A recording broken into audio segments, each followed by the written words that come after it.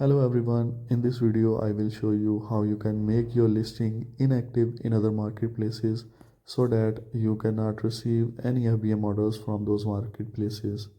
All you need to do is go to setting, then click on account info. On this page, click on account overview.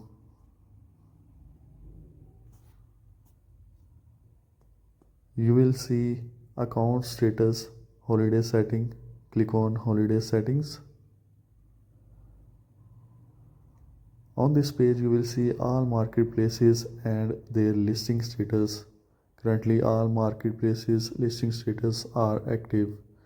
To edit it, click on edit and then select all those marketplaces which you want to put on holiday.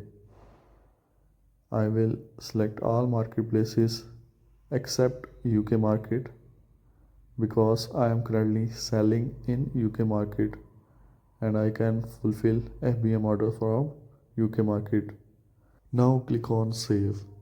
You will see all marketplaces are inactive except UK market. You will receive only orders from UK market. Hope this video helped you.